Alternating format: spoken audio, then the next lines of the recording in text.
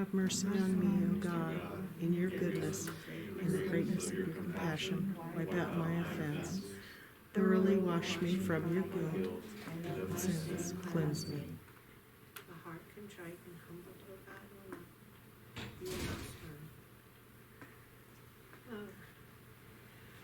spurn. All right, let's see. I have some opening remarks about this topic on marriage.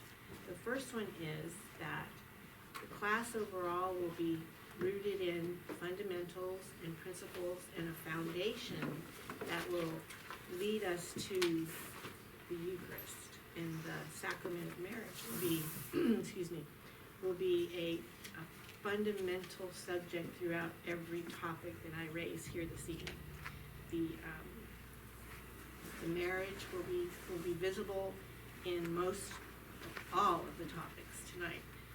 So here we have the church that bases all its laws and teachings about marriage on the fundamental fact that the married state has been established by the Creator and endowed with Him with its own proper laws. God Himself is the author of marriage. Marriage through the ages has a common and permanent characteristic. This is found in the Catechism 1603. Now my sources tonight are the Catechism, Scripture, and I have a book called Renewing Our Hope by Bishop Robert Barron, where I've taken some text from this. And two other books are my sources. One is The Theology of the Body by Jason Everett in 1 hour. The original book was written by St. John Paul II, and it's about this thick, and it's very deeply philosophical. And this one on matrimony by Peter Kreeft. It's narrated by Peter Kreeft in honor of it's called the Luke Hart series, in honor of a man who was a supreme knight of Columbus, Knight of Columbus. So a lot of what I have derived in my outlines here come from these sources. Okay, matrimony. The definition of a sacrament is that it's an efficacious sign, a visible sign of an invisible reality. Sacraments are not really buckets of grace. Like I think I had a visual of that when I was growing up through the Baltimore Catechism, but it's expounded a little bit since then. It is where grace is contained, but it represents divine action from which God, in the person of Christ, works through the sacrament in us in order to build the kingdom of God. And I'll expound on this a little more later. So we have some elements of conflict in our culture and how we see marriage as a religious peoples. The religious view claims that marriage is an objective reality which man discovers rather than invents. Marriage is a this, not a whatever the world makes it. Marriage is not whatever the world makes it. The revelation of God shows this to us. Another fundamental difference between secular and religious views, where the religious view interprets sex and marriage in terms of man, while the secular view in our society interprets man and marriage in the term of sex. Religion personalizes sex. Materialism depersonalizes sex.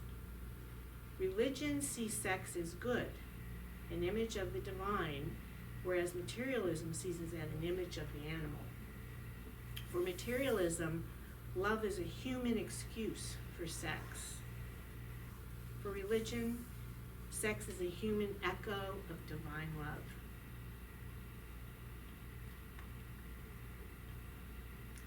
One of the fundamentals of a relationship between a man and a woman is language. And I came across this in my Hebrew studies, and I'll show you the picture in a minute. It's called a pictograph, and it is a symbol an old ancient symbol from ancient Hebrew of the first letter of the alphabet. And I'll talk to you about that in a minute. We're also going to be talking about dialectic movements. Dialectic movements, what that means is the one, for example, between a man and a woman is a movement of complementary nature and a contradictory nature. And it is what governs the history of mankind. One of them. There's another one, the master-slave and the Greek Jew. These are three fundamental dialectic movements that have governed history from the moment of Adam and Eve in the garden. We'll talk more about that too. And covenant. We're going to talk a lot about a covenant. So here we have this pictograph, as I mentioned. And what we see is this symbol. It's an ox head, and it happens to be the very first letter of the Hebrew alphabet. This ox head represents strength and power from the work performed by the animal. And you'll see the ox, in fact, the evangelists, Matthew, Mark, Luke, and John have each a symbol which is an animal with wings. Matthew is a teacher, and that's a human. Mark's symbol is a lion with wings. Luke happens to be the ox, and then of course John is the eagle. I'm going to focus on Luke the ox because his Jesus represents something of authority and strength and sure-footedness. And both of these, the person of Christ and the animal, the ox, with their sure-footedness are going to the sacrifice. And that's the connection between the two. So when two oxen are yoked together for pulling a wagon or plow, the older and more experienced one will lead. Within the clan or tribe or the family, the chief is going to be the father. He is seen as the elder who's yoked to the others as a leader and a teacher. So that's what this pictograph of the ox head represents. The two together, the one is the lamed. That's the 12th letter of the Hebrew alphabet. And the lamed is a symbol of authority. It is the one that is the shepherd's staff. It was used to direct sheep by pushing or pulling on them. It was used as a weapon against predators to defend and protect the sheep. So what we have here is the word in Hebrew, El. El means God in Hebrew. Elohim, Eliana means God answered in Hebrew. And this is a symbol of the authority of the shepherd. So there's a lot of symbolism here. There's a lot that this pictograph represents, particularly in this ancient Hebrew. We can almost see the coming of Christ, who will be that sacrificial lamb. There's a lot of great parallels here with this. Okay, I told you that I would talk about the dialectic. So, don't be afraid of this word. It's just a word that means there's a flow. And there's a sound. Okay, but what it means is that these two conflicting or complementary forces, as they are viewed, they are the determining factor in a continuing interaction. So in other words, these two forces, which are found in the man and the woman, this dialectic movement, is meant to promote dialogue, communication between the two. Genesis 2:18 speaks of the woman as the man's ezer, which means helper. The woman helps man be fully human and realize his call to love. He recognizes and finds his humanity through her help. So in other words, the man reaches a certain autonomy or self-possession through the woman, and the woman reaches a kind of self-possession through the man. So the complementary natures, the dialectic movement of these two, the design of the man and the woman, that they are made for one another, allows for a growth in their spirit in love. So what we have with dialectic movements is a kind of tension. And tension is a good thing. Typically some of us run away from tension. But tension is a good thing. We have tension when we rub our hands together. It creates warmth when we're cold. And when we rub two sticks together of the proper grade, we'll get a spark. If there's fuel there, it will create a flame. That flame will produce a fire. There are parallels here to the love of God for us in tension and understanding dialectical movements between men and women.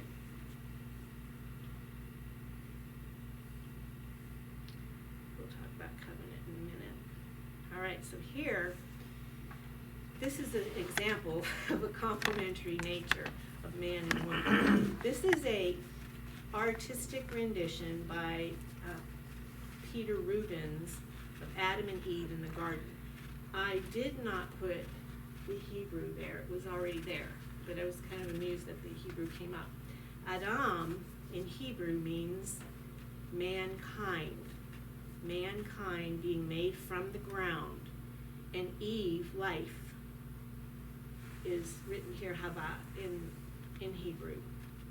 So what's interesting about this, I showed, some of you might remember in one of the presentations of the past, I showed you a picture of Adam and Eve in the garden, and the tree was very gray, and it had the snake's tail wrapped around it, and up in the branches, the devil himself was tempting Eve. This is what's going on here, but this is a little bit more, well, it's got some symbolism here to it. If you'll notice, Adam has his hand on Eve, almost as if to just maybe push her or get her to think or maybe stop what she's doing. And prior to seeing this, I had actually read a story about Adam and Eve in the garden, and this was different from what I had in my head about Adam. I've always been a little upset with him because he sat around and watched Eve take the apple from the tree and wasn't defending his woman. And I used to think, how could you do that? And then I read this story about Eve, how she was of a pure woman's spirit, and that women do enjoy their solitude. And there's a book written by a woman by the name of Anne Morrow Lindbergh, who is they're both deceased now, Charles Lindbergh, who made the transatlantic solo flight from New York to Paris. Well, his wife wrote this book after their fame and fortune and their son, their first child, was kidnapped and murdered. She went to a place in the Florida Keys and wrote this book called Gift from the Sea. This is a beautiful book that she wrote. It's a great gift for your mom or your sister or your daughter, because in it she talks about the nature of a woman, and she speaks about she takes the shells on her walks, and she takes each shell and she describes it, and it forms a whole chapter in her book about the nature of a woman. So here's Eve with this, kind of calling to have her solitude, and Adam says in the story that I read, he asked her, please don't go. He appealed to her, please don't go walking out in the garden by yourself. And she went anyway because she wanted her solitude. But when he saw what was happening, he was conflicted. So here's that tension. He was so in love with her. Remember in the story of creation, when God put Adam to sleep because he was naming the animals. Man does not need to be alone. He shouldn't be alone. While he was asleep, he took from his side the rib and made Eve. And when he woke up, he said, finally, flesh of my flesh and bone of my bone. He was in love with Eve. Like, it's a pure love. It was a beautiful love. It was a kind that maybe we, as fallen man, we don't have. But they did. They had this love. And because he loved her so much, he let her take that apple, and in his mind, he said, I'm going to go wherever you're going, Eve, because I love you that much. And I thought about that, and it occurred to me that there's a whole nother dynamic here going on with Adam and Eve. Okay, so we want to look at this tension as a good thing. Tension is not a bad thing. It's a good thing to have. You just have to have sometimes a little bit of wisdom to understand when it comes in a dialogue, when to stop and think about something, and then when to speak. Tension in a relationship is meant to promote dialogue and promote continuing interaction. Now, I was going to stop and have a little discussion, but I had a better place, which is coming up, and almost a better discussion, but keep these in mind. Keep in mind what was the tension here, and it's on your handout, I think, the discussion question, so I can just go to the next slide. Was it in the form of a disagreement of sorts? Was love at the root? How was this tension resolved in the garden? Okay, we're gonna give you time to discuss some of these questions, but I also have one to add to this. Now, we're talking about a covenant also, big, major. This is very important in a marriage to understand what a covenant is. How does God accomplish this unitive and procreative ends that are in a marriage, of a marriage? How does he accomplish that part, that integral, important part of a marriage, these covenantal properties? So, well, let's start with, in Latin, convenire means to come together and to agree. That's the kind of the root of the covenant word. In the English, it involves a formal, solemn, binding pact between two or more parties.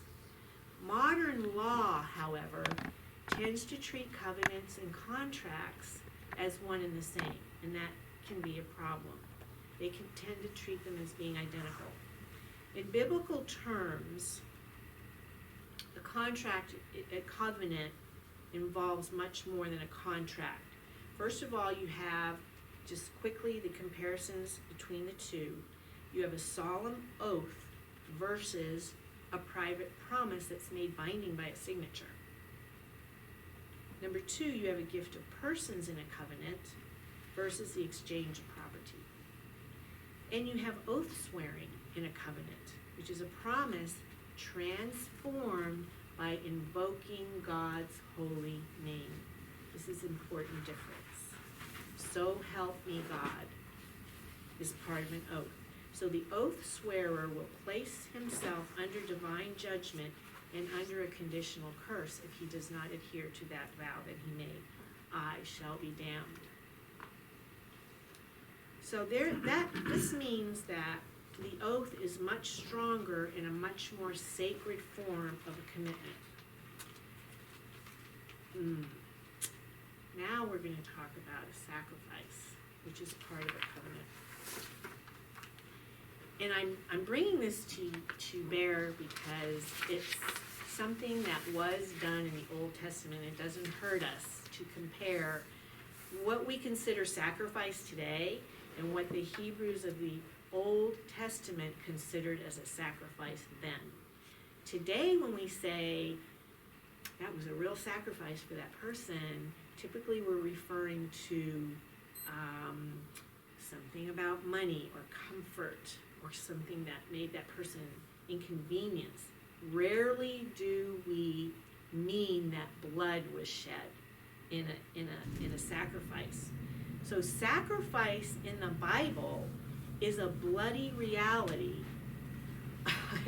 of a bellowing animal being butchered on the altar. Okay? That's what it was like then. So imagine the sensory overload that you have here with this happening, and the violent resistance of the animal, the spurting of the blood, the feel of the pulling of the animal being pulled apart, the smell of its burning flesh. This is all very sensual. And the Hebrews were a very sensual people. So are we. Imagine the spiritual impact of offering the sacrifice and knowing that it was your sin that made the death necessary. Where do you see a parallel here with Christ crucified, the sacrificial lamb? Then imagine the frustration knowing you'll be back tomorrow or next week because you sinned and you had to go through this process once again. So offerings that invade all of the Israelite senses are happening here, informing their minds and engaging their hearts. Their minds and their hearts. Two important gifts from God in regard to the seriousness of sin. Now we can discuss. So let's stop here for a minute. Here's the discussion question. Now it's not in your, I had a new discussion question. Why should we study these details of various sacrifices in Leviticus, the Old Testament, since we no longer are required to offer sacrifices? That's the question. And I would like for you to just, why should we study these details of various sacrifices in Leviticus?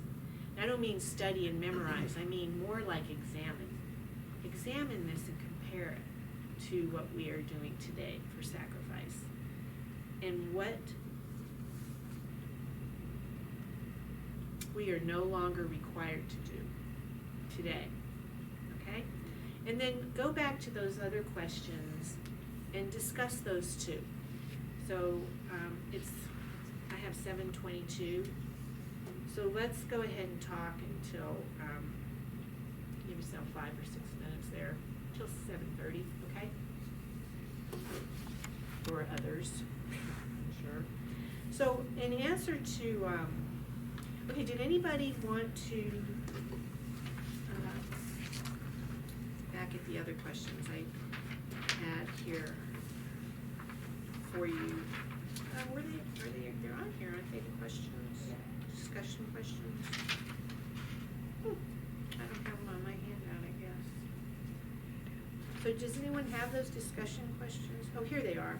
All right. So I want to know what you thought was attention. What was attention in the garden? Anybody kind of news about that?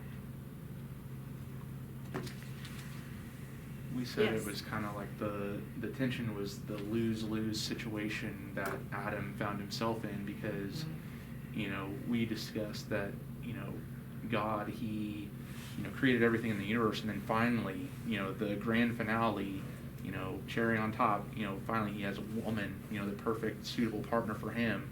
And I was telling him, I was like, if you've ever been, married or in a very serious relationship and you wonder to yourself, man, this might be the one.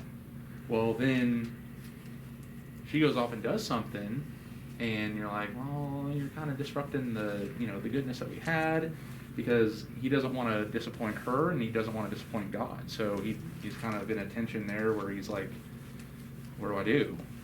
So that's what we thought that the tension was. At that point, I don't think dialogue was going to help much. She had her mind set, and Satan had control of her too there. Right. So there was some kind of loss happening in that sense. And just to, do you think the tension was really resolved in the garden? No. No. It wasn't. Was love at the root what happened? Okay, where was that love? For both God and Eve, because he loves a woman, that's supposed to be his partner, his life partner. Yes. But then also, God is like God, God. self-explanatory. Right. So it's God's like, love. he loves both of them so much that he doesn't want to, disappoint either one of them. In a perfect world, he could have Yeah, both of that's a their, good- do that's a both good things. point. So Thank you. That's a really good point. So what was the answer to, what did you think about why should we study these details and the sacrifices that we find in the Bible, in Leviticus in particular? We kind of talked about how like it helps us appreciate more what Jesus gave us, looking Yes. back at what they had to do. Yes. And we don't have to do now. Yes. In terms of it helps us appreciate that sacrifice. That's it. That's it. They help us understand how the work of Christ saves people like us in our sin. So also in the Mass, to add to your point, we make present Christ's sacrifice. We make it present. What his sacrifice was on the cross that day, we make that present on the altar, the sacrifice of his body and blood for our sins. Okay. This is a picture of my daughter and her husband's wedding rings and that flower, and then their marriage at Blessed Sacrament. So unitive and procreative ends of marriage have a goal, and that is to show the sublime link between unitive and procreative ends. What's the sublime link? So procreation is seen as the primary purpose of marriage and marital intercourse, but is in of itself actually a loving, intimate communion as their primary meaning. All right? So love and marriage go together like a horse and a carriage. There's, believe it or not, a song like that. You can't have one without the other. Now, Sarah will touch on Humanae Vitae, that this is a critical encyclical that Pope Paul VI, Blessed Pope Paul VI, promulgated in response to a phenomenon that happened first in Europe and spread to America, and it was actually illegal at one time, the use of contraception. And he wrote this encyclical to address that. An encyclical means he wrote a letter to the world, and it was prophetic, the things he said in there that would happen if people started to contracept. In John 15, verse 5, the spiritual union that we're talking about tonight is best described by our Lord Jesus Christ, where he says, I am the vine and you are the branches. If you are in me and I am in you, you will bear much fruit. So marriages, in other words, will not succeed today without God. It's like the instruments in a symphony orchestra. They play in harmony with one another, and they obey the same conductor's baton. It's kind of like that. So in Humanae Vitae, I just want to touch on this other point quickly. The teaching is set forth by what's called the Magisterium. The Magisterium is one of the three legs of the church. Magisterium being a teaching authority, then we have Scripture, and the third leg is, what's the third leg? Tradition. Okay, so Magisterium, tradition, and I just had one of those brain farts. It's Magisterium, tradition, and Scripture. Three legs of the church. So this Humanae Vitae being Latin kind of comes across a little bit over our heads because the Latin derivatives of unitive and procreation, kind of at first, it did me, went right over my head when I first heard that a couple years ago. They're derived from Latin, and they sometimes don't register with us, so I'm going to go a little deeper into what this means in common expression. More bluntly, in everyday speech, what the Pope is saying here and teaching is that the husband and wife cannot deliberately take apart what we commonly call making love and making babies. That's it in a nutshell.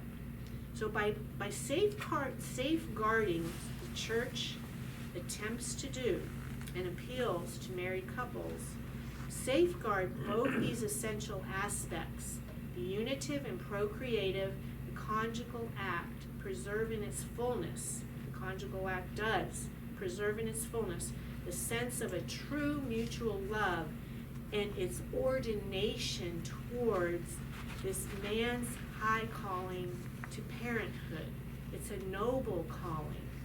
Jesus himself raised and ennobled marriage to a sacrament at the wedding of Cana. And that's what I'm trying to tell you. It's a status obtained through a sanctified process. Okay? So the spouse's union achieves the twofold end of marriage, which is the good of the spouses themselves and the transmission of life. So these two meanings or values of marriage cannot be separated without altering the couple's spiritual life and compromising the goods of marriage and the future of the family, really. So this conjugal love of man and woman stands under the twofold obligation of fidelity and fecundity. Now, you want to read more on that. This comes from Catechism 2363, and you can see more on fecundity as a gift, as an end of marriage. Never is it permitted to separate these different aspects, unitive and procreative, to the point of excluding positively either the intention of procreation or the conjugal relation. All right. Here is a very beautiful story. Another theme throughout this evening is spousal love. Spousal love between a man and a woman, Christ and his bride, the church, and God and the nation of Israel. And this is a beautiful story of two people, Hosea and Gomer. Gomer was a beautiful woman, and Hosea loved her deeply, and they married. But she had favors that she went and sold and became what we would call today as a prostitute. And Hosea searched for her until she was old. And when he found her, she was defaced and disfigured from her trade. But he still loved her. And he tended to her, he took care of her, he brought her back to health, and they were still remained married, and he stayed with her, and they lived happily after this incident. What this is expressing is the love that God has for Israel and the Jewish people. So what we see here, too, in the spousal love that Christ has for the church is this foundation. The foundation I mentioned earlier at the beginning. This is it. The foundation of the world. The Son of God, who made humanity the object of his heart's desire, and that same foundation of the world deceived him. That's a powerful story. And there's also part of this about, there's a book called The Symposium, and it's written by Plato. And there's a woman in the story, her name isn't coming to my mind right now. It will in a minute. But she's with a bunch of men reclining, and they're drinking and eating together, and she starts to speak of the nature of love. And basically what she's saying is, you find love, and even though this person who is your love ages, this is what Hosea found in his love. It can be physically reduced to a husk, but you see the soul of that person, and you still love that person. That's what the message is here. So these covenantal properties of this story show how it relates to God's love for his bride, Israel, and Christ, his church.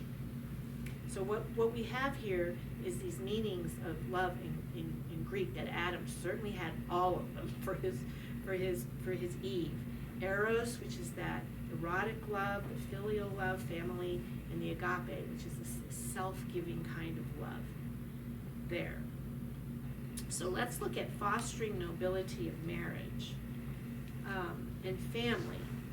Gaudium et Spes, Hope and Joy, which is promulgated in the Synod 1964 by now, I think he's St. Paul VI. I wanted to share this with you. It's called Into the Breach for Men. You may already know about this. The Knights of Columbus, I think, host Into the Breach. It's for men who are, it helps them foster a community of love and perfecting its life, which parents are assisted in this lofty calling of parenthood. Bishop Olmsted out of Phoenix started this, and I just wanted to tell you about it. Into the Breach. You can Google it and find out more about it. So fostering the nobility of marriage brings us to the wedding at Cana, where Christ elevated marriage to an institution of a sacrament in a noble sense. He fostered that nobility in that way. So marriage is an intimate, exclusive, indissoluble communion of life and love entered by man and woman at the design of the Creator for the purposes of their own good, for the procreation and education of children. This covenant between baptized persons is, as I've said, raised to the dignity of a sacrament. So the consent with marriage, and by the way, this is a painting by Marc Chagall. He was a Jewish man who lived in Russia around the turn of the century, the 20th century, and he died in the 21st century. But he painted this. He did animals, and he did a lot of symbolic kinds of paintings with animals mostly in them, and some people. But towards the end of his life, he started painting about Bible stories, and this is one of his paintings. Marc Chagall. He's a very renowned artist. Okay, so marriage consists of a consent. You have two people who freely enter into it. You need to know what's going on when you get married, so you freely enter into it, and you're not doing this at the end of a gun barrel. Dad and the future bride, it's none of that stuff. You enter into it freely. This form and matter, which Father Drew went over, essential words and actions of the sacrament are present. The wedding vows are conferred upon one another by the couple, and the priest is the celebrant, and he is a witness. So the conjugal means of marriage, conjugal marriage is marital love, and it's an act that is completed. It's a marital act, a completed act of sexual intercourse between the married couple. In the marriage, the marriage ceremony is not complete until this has been completed. So let's talk about what indissolubility means. This brings us to Matthew 19, verse 3 through 12. Reason what indissoluble means, permanence unto death. Okay, so let's read this reading. Matthew 19, 3 through 12. Anybody want to take a stab at this? Okay, I have it here, so I'll go ahead and read it. Some Pharisees came to him to test him. They asked, "Is it lawful for a man to divorce his wife for any reason?" You see, the Pharisees were trying to trap Jesus. "Haven't you read," Jesus replied, "that at the beginning the Creator made them male and female?" This is in Genesis. "And said, for this reason a man will leave his father and mother and be united to his wife, and the two will become one flesh. Therefore what God has joined together, let no one separate." However, this is where they're really trying to dig. "Why then," they asked, "did Moses command that a man give his wife a certificate of divorce and send her away?" This is a reflection of the times. This is what they were used to doing. God, in his dealings with the Israelites, who were pretty stiff-necked people and very difficult and hard-hearted at times, had to make concessions for them. He did that when he made David the king. They weren't supposed to have, God was supposed to be their king, but they demanded a human king. And so therefore Samuel was asked, and Samuel foretold all of the downfalls of this, but he obeyed God and he anointed David as the first king. So this is what we're dealing with here, is God is making concessions. So Jesus replies, Moses permitted you to divorce your wives because your hearts were hard, but it was not this way from the beginning. So what we see here is marriage is the foundation of the whole sacramental order. If you step back and you look at all of the sacraments, you're going to see this foundation, because Christ is the groom of the church, who is the bride. It's a spousal kind of love, and each sacrament draws their significance and strength from this spousal love. Marriage illuminates every sacrament because we're uniting with Christ in a life-giving way through our bodies. According to the Catechism, the joys of married life are but a foretaste of the wedding feast of the Lamb.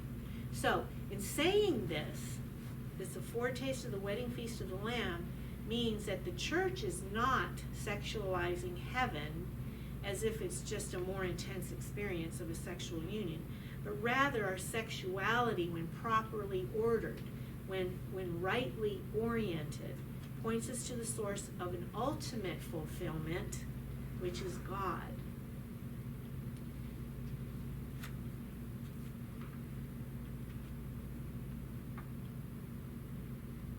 So we see marriage and the glorious church as the bride of Christ.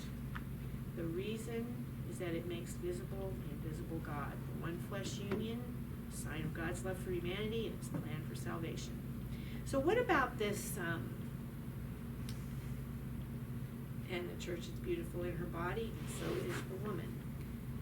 What about this being subject to, people ask this question, I've heard it asked after a Mass when we had the reading where Jesus is telling the people, the men and the women, wives, be subordinate to your husbands. Husbands serve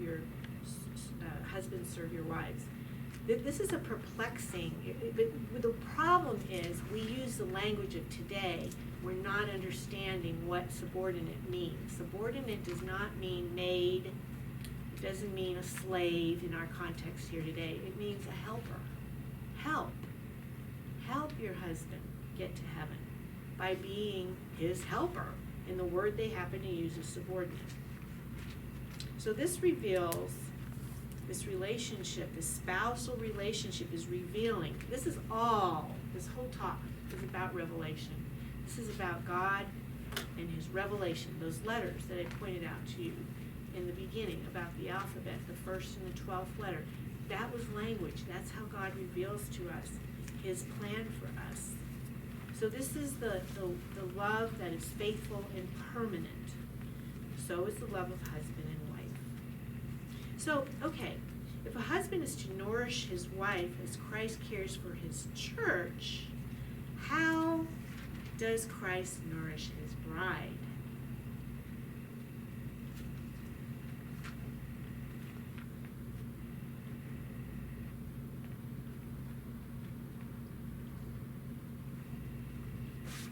How does Christ nourish his bride, the church?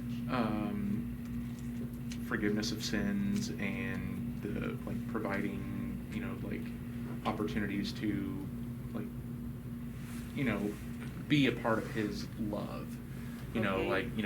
Blessings, just participating in the Eucharist. Opening That's up. it. Yeah. You just said Okay, it. good. It's I the was Eucharist. starting to struggle there. Yeah, it's the Eucharist. The Eucharist is the answer. He nourishes us through the Eucharist. So to your point, the husband's duty to love his wife can be summarized in the Eucharistic prayer at the Mass. At every Mass, when the priest says, "This is my body given up for you, a promise unto death and a gift of life," is what that means. Okay, I want to touch on something here, which is, and you answered the Eucharist, how Christ nourishes his bride. There it is, the Eucharist. Okay, the next topic, whoa, wait a minute. Here we go. True unitive love. Marriage is first and foremost built upon trust. One thing that I wanted, I might wait to get to this one. All right, we'll go to this first. I'm not going to skip around. The spouses' union achieves the twofold end of marriage, the good of the spouses themselves and the transmission of life. And we've already gone over that. It's Catechism 2363. However, Genesis 2:18 says it is not good for the man to be alone. So what we have is the creation of Eve and the sum of marital love. The sum of marital love is that it's free, it is total, it is faithful and fruitful. In other words, it's an element of fidelity. So this is the issue with reasoning and contraception, for example, is if I have these sums of marriage, if it's free, total, faithful, and fruitful, and I love all of you, but not your reproductive organs, that's not exactly total, you know? And love should be total. So true unitive love begins when you're able to say, I trust that you will love and honor me all the days of your life. I trust that you will be with me in the difficult times. I trust you will never betray me in your words or actions. I trust that you will help me get to heaven.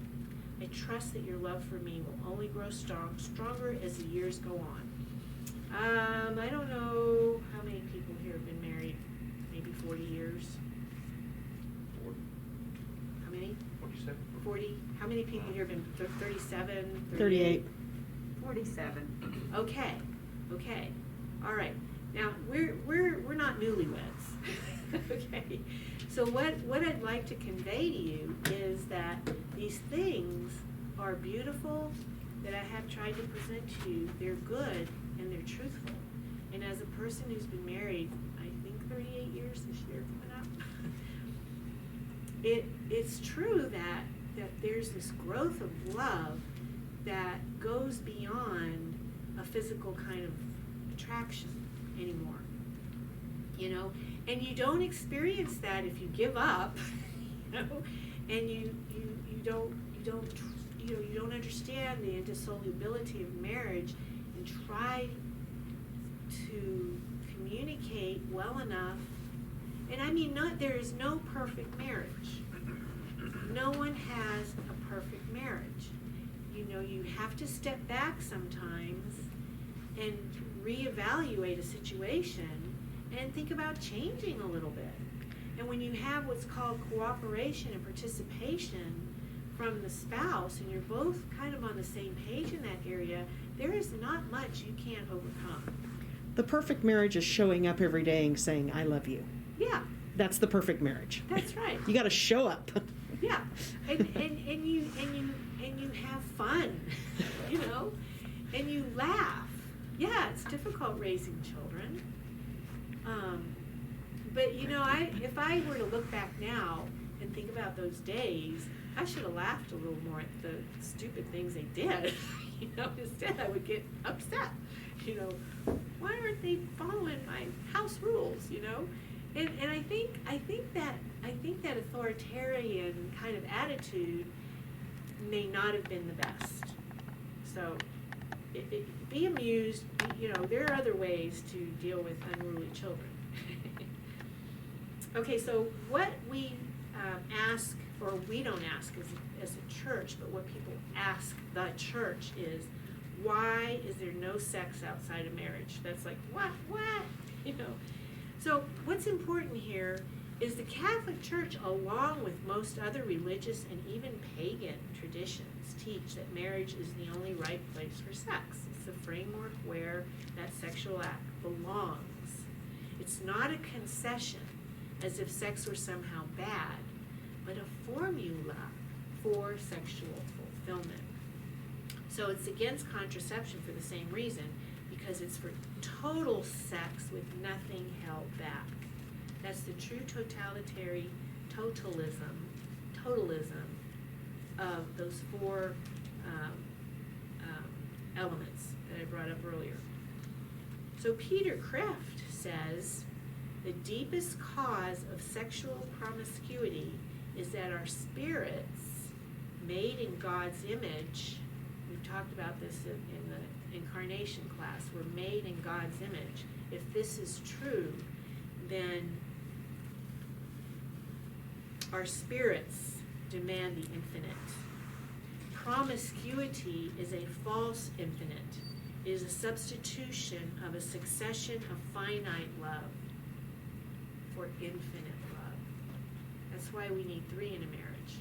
The Trinitarian kind of love, the perpetual giving and receiving, the man and the woman and God. If we are not first married to God, we tend to expect from our spouse only what God can give. Then we inevitably become disappointed and seek another. And here's what C.S. Lewis says in the Screwtape Letters. It's a Christian satire in Screwtape Letters. But the senior devil says to the nephew Wormwood, who's interested in the damnation of man, who's the patient in the person in the pews at church, actually, the goals of the senior junior deceive humanity. So this deception tempts us to separate the God-given pleasure from its ultimate end. That's the temptation that we see it everywhere in our culture, almost everywhere. So that pleasure becomes an end in of itself, you see, without any reference to the Creator of all things. God created all things, and we eke him out, we take him out of the equation, and that's our downfall. So the wedding ceremony and who can marry. Let's see, we'll go over that quickly. This is the church in Cana in the Holy Land, and it was where my husband and we renewed our wedding vows here. It was kind of fun, very cool. So the celebration of marriage happens between two Catholic faithful, normally takes place during the Holy Mass because of the connections of all the sacraments with the Paschal mystery of Christ. The central concepts with subjects of suffering, death, resurrection, eternal life, with the Eucharist being at the heart of this ceremony, of this Catholic wedding celebration, is because it's consummation of the new covenant that Christ came and he is love. So it's a marriage between Christ and his bride, the church, is symbolic of that. It's spousal love, and it is divine. So as I said, the spouses are ministers, and this is in Catechism 1623, express their consent, the validity of the sacrament, the crowning or blessing of the priest, and the completion of the nuptial act is the sign of marriage. Okay.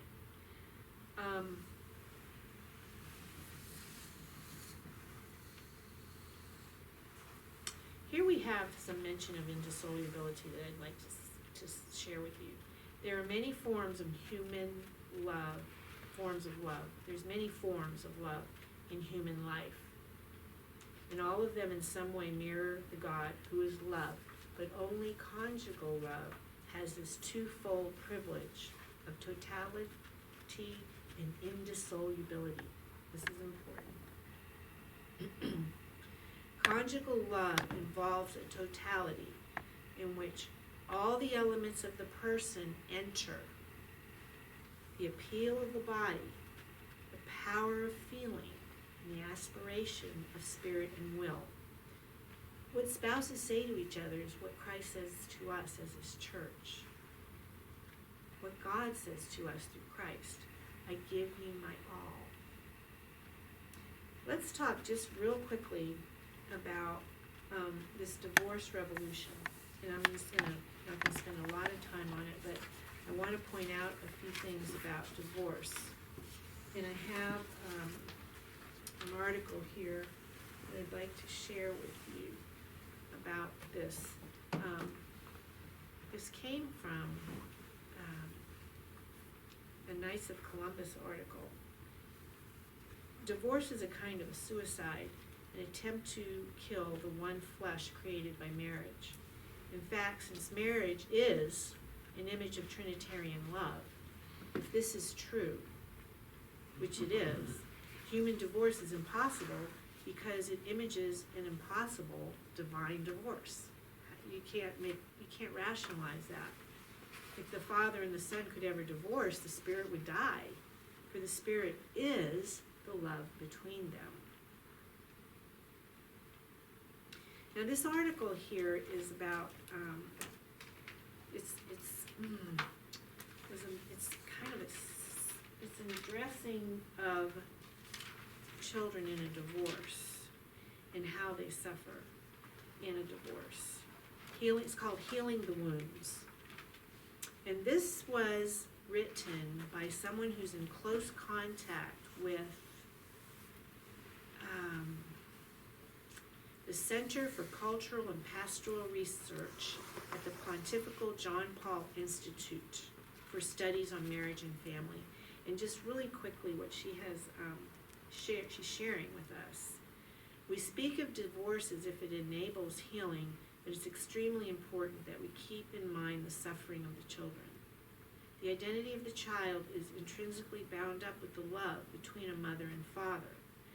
So the most important thing that parents give to their children is their love for each other. It's their love for each other that is at the root of a child in the first place. When love is fractured, it inflicts a deep wound on a child whose identity is threatened. So this series, it came out, was in support of people who are healing from the wounds of divorce. And it's also kind of a warning too, because the number of children of divorce is growing. So this pastoral initiative was really important. As we know, half people who get married are divorced, and the numbers in the Catholic Church are not that far behind. So it's a very big concern. One thing that I forgot to do last time, but I didn't forget this time, is to present a couple of saints to you.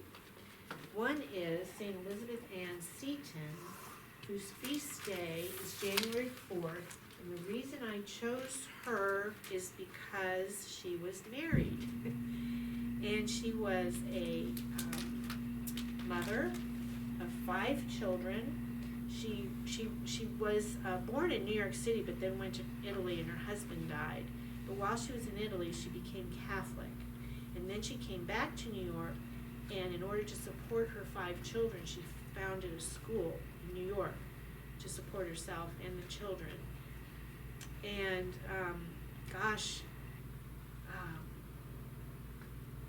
the parents of the students there discovered she was Catholic, and then something, it says here, attempts to found the school failed because the parents discovered she was Catholic. But she responded to an invitation to open a school in Baltimore, and she then founded the Sisters of Charity of St. Joseph there. And she educated the poor and orphans, and died in 1821. And she is the first patron saint who is a U.S. citizen of the United States. And then I picked St. Rosalia, principally because we're going through a pandemic, and she is a saint of the plague and pandemic.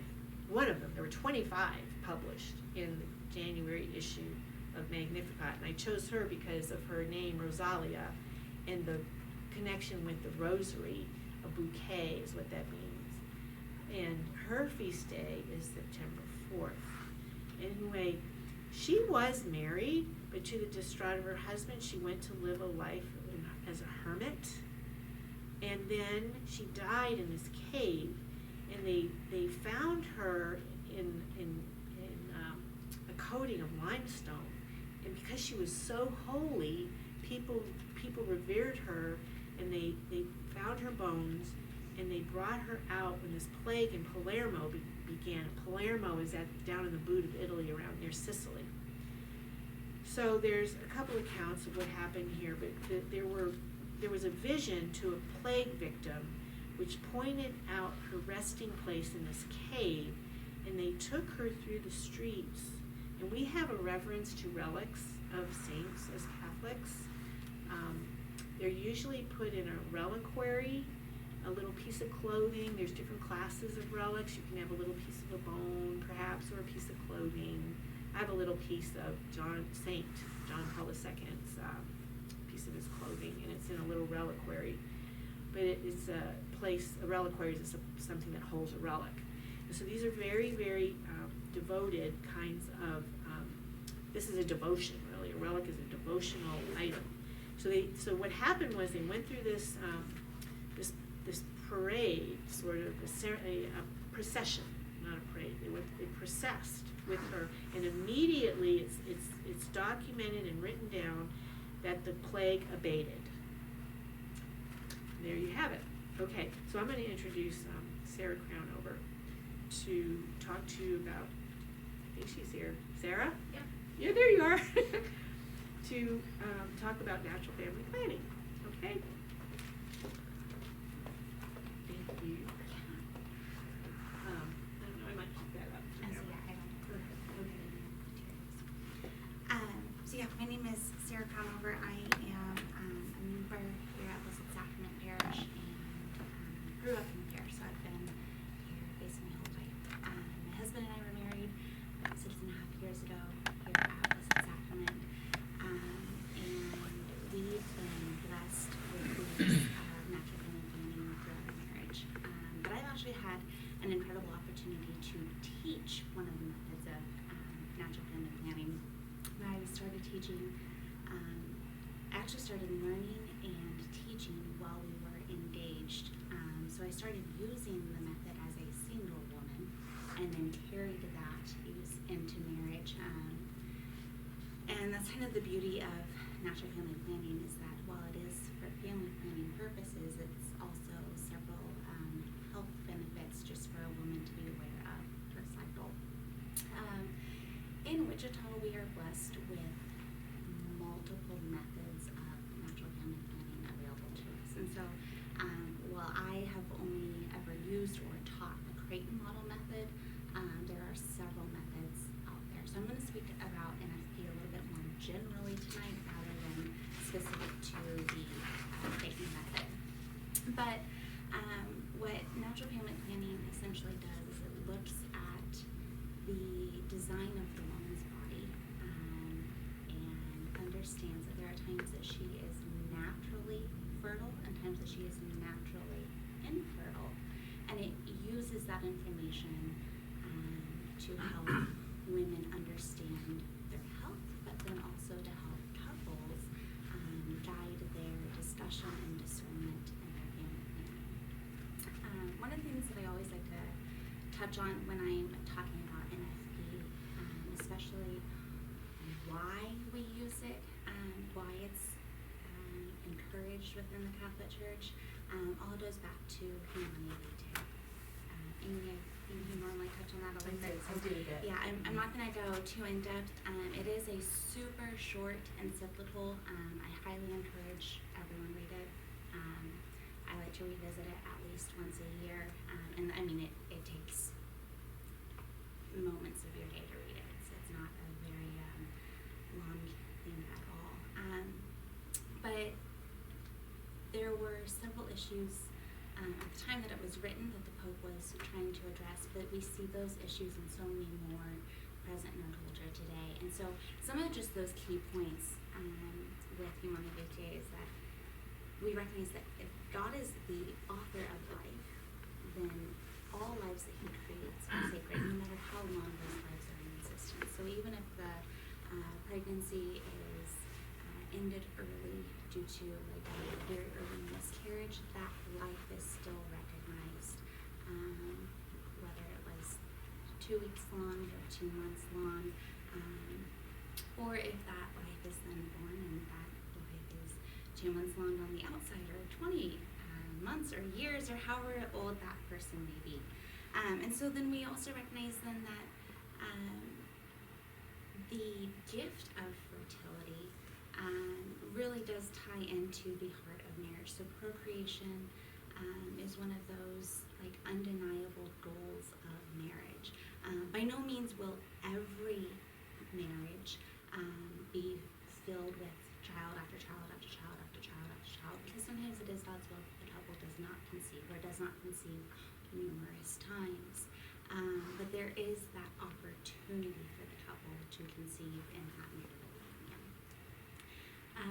And so it's really more about the openness to that gift, that we are accepting of God's will, whether that be to send us lots and lots of children, to send us only one child, or perhaps that marriage is not going to receive children biologically of their own, but they're still always open to that. So what NFP helps us to do, like I said, is to really understand that. So we can, through various methods, track those times of fertility and infertility. And then if it is the couple's intention to achieve a pregnancy, they can come together during that understood time of fertility in hopes of trying to achieve. And if it is the couple's goal to avoid a pregnancy, then they would be encouraged to abstain during those times understood as fertile, and then they could still come together in that marital union during those times understood as infertile. And the beauty of that is that it does not disrupt or contradict God's plan for marriage in any way, because we're not using any sort of a barrier to his plan. We're not interrupting his plan. We're simply choosing to partake of his gift in full, or to abstain from his gift at that time and enjoy that gift later on. When we look at some of those other methods of child spacing, so some of those artificial methods, whether it be contraception or different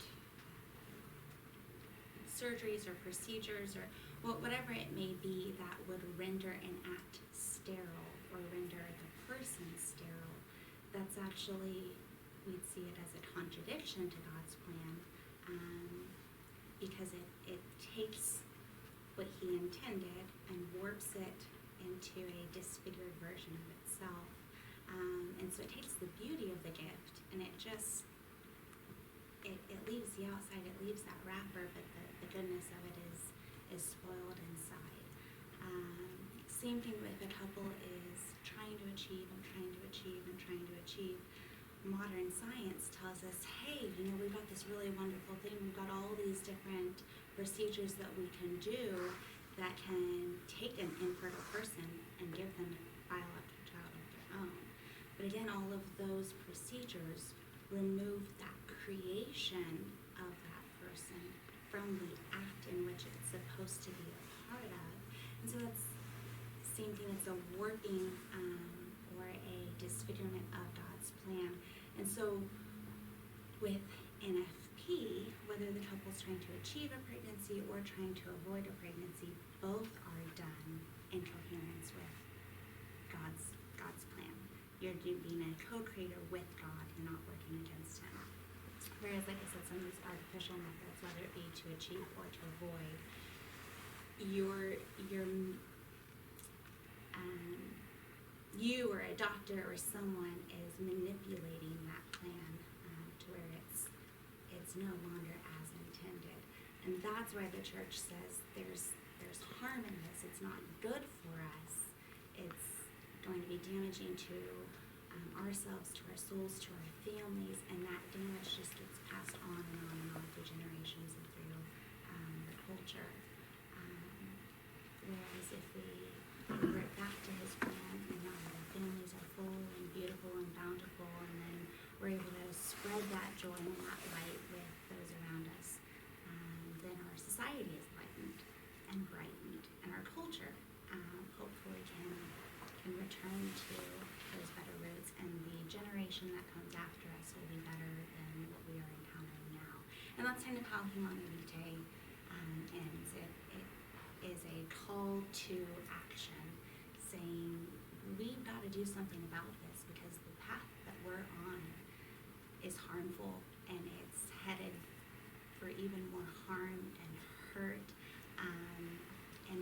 don't do something to fix this, we're going to be in a world of hurt in our families, in our communities, just the individual and their heart, but also spiritually our souls or our eternity.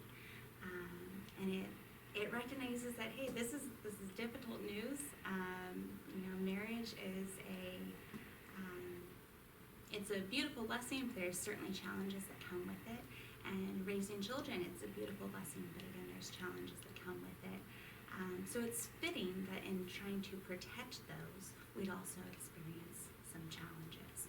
And so it's really saying, hey, let's change our culture to fit God's natural law rather than abandoning God's law, which has been here for ages, because it's inconvenient at this time for us due to current societal norms. I could go on and on and on and on and on about NFP and the dangers of artificial contraception or artificial procreation or I normally talk for an hour and a half about NFP each time I give a presentation when I'm teaching the method. So I could go on, but I certainly want to leave some time if anyone has questions about it, because there tends to be just a lot of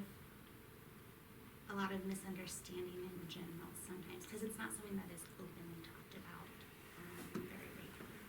So if anyone has questions. I have a question. It's kind of off the. What's the Catholic Church's stance on vasectomies with men?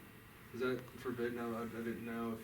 So sterilizing a man, if the goal is simply to sterilize the man, then it would be recognizing that is against church teaching, because again it renders the man sterile for all future acts. Now, if there's something going on with the man's health or with the woman's health, and a procedure needs to be done, and a secondary side effect of that procedure is that the person then loses the opportunity for fertility, the church then weighs in, okay, well, the goal is not to make the person infertile. The goal is to treat this illness, and in the course of treating this illness, infertility follows. Because the goal is to treat the illness, then that's okay. Certainly, if there's other options available, that would I was just curious, because pursue. getting a vasectomy doesn't make, because it's reversible. I was just curious. This guy was my brother had a vasectomy, had it reversed, and then had kids. Yeah. And so it was just, and he's not Catholic, but so he's not concerned with that. But I was just curious. Yeah, and they, I've heard several people who've been able to have them reversed without any issues. I've also heard people who. I was just curious, because it technically doesn't sterilize you; it just blocks it or ties it or whatever. Right, but until it is, while it is blocked, you are sterile. And so if any time the goal is to make that act sterile, the church says that's not an acceptable reason. But if an act does not have to produce a pregnancy, and so, like for example, the woman goes through her cycle, so there are times that she is fertile and she could achieve, and there are times that she is infertile and she won't achieve.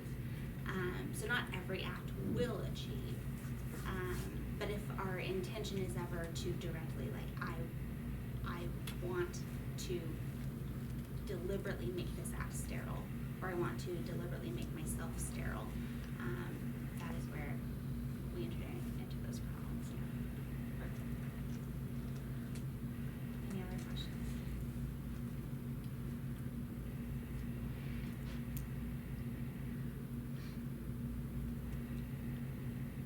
These are quite good. Anyone? Questions you need? No, I mean, did you? Oh, thank you so much. That was great. Okay. Perfect. Thank you, Sarah. Thanks, guys. Thank you, Sarah. Okay, well, we have a closing prayer here. part that just sort of describes what's going on in this Psalm 34. And the second part in the bolder print is our closing prayer. Okay? And it includes at the end a glory be. In the name of the Father, and of the Son, and of the Holy Spirit, amen. I will bless the Lord at all times. His praise always on my lips. In the Lord my soul shall make its boast. The humble shall hear and be glad. Glorify the Lord with me. Together let us praise his name. I sought the Lord, and he answered me. From all my terrors he set me free. The angel of the Lord encamped around those who revere him, to rescue them. Taste and see that the Lord is good. He is happy who seeks refuge in him. Glory be to the Father, and to the Son, and to the Holy Spirit, as it was in the beginning, is now, and ever shall be, world without end. Amen. Okay, just